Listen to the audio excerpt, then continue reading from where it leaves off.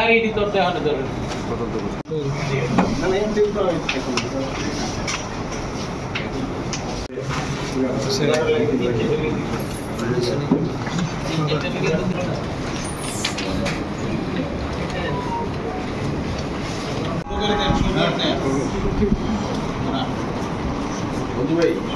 Salary পাচ্ছে 20 থেকে 25,000 টাকা, যেখানে একটা ড্রাইভারের বেতন আমরা 25,000 টাকা দিচ্ছি। ক্যারিয়ার গাইডেন্স কোন সাবজেক্টে সে নিয়ে পড়লে তার ফিউচার ভালো এবং কোনটাতে। আমি যেহেতু 10 বছর জাপানে ছিলাম এবং জাপানিজ কোম্পানির সাথে আমি যে আমাদের তরুণদের যে ট্রেন্ড, যে না আমরা জেনারেল ডিভিশন গ্রাজুয়েট আছেন, এখানে আছেন সজীব আছেন জেলা যুব দলের নেতা, মানে জেলা যুব দলের সাংস্কৃতিক বিষয়ক সম্পাদক। এখানে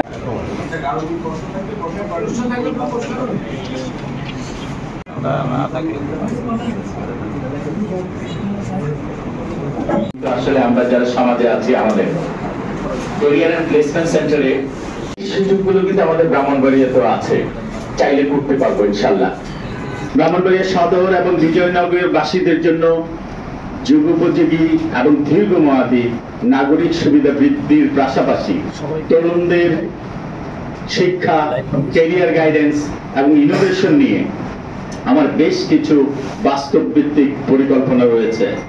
সুযোগ পেলে আমি তা বাস্তবায়নের জন্য নিজেকে নিবেদন করতে চাই। বিশেষ করে ব্রাহ্মণবাড়িয়া পৌর এলাকার ভয় নিষ্কাশন ব্যবস্থা এবং বর্জ্য আধুনিকায়নের মাধ্যমে বিজ্ঞান ভিত্তিক কিছু পরিকল্পনা আমার রয়েছে।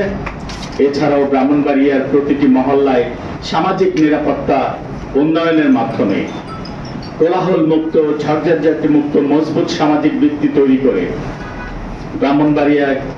যারা ব্রাহ্মণবাড়িয়ার বিরুদ্ধে নেতিবাচক প্রচারণা করছে সে ব্যাপারে ভূমিকা রাখতে চাই। পাশাপাশি ব্রাহ্মণবাড়িয়ার তরুণদের বেকারত্ব দূরীকরণে দক্ষ জনশক্তি তৈরির মাধ্যমে বিদেশে জনশক্তি রপ্তানি এবং দেশে প্রয়োজনীয় কর্মসংস্থানের ব্যবস্থা করতে চাই।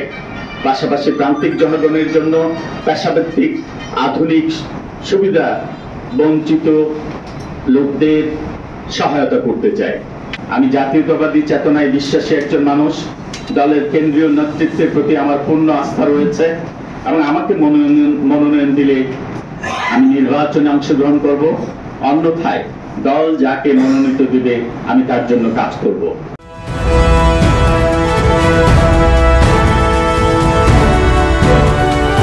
জনতা টিভি, জনগণের আয়না।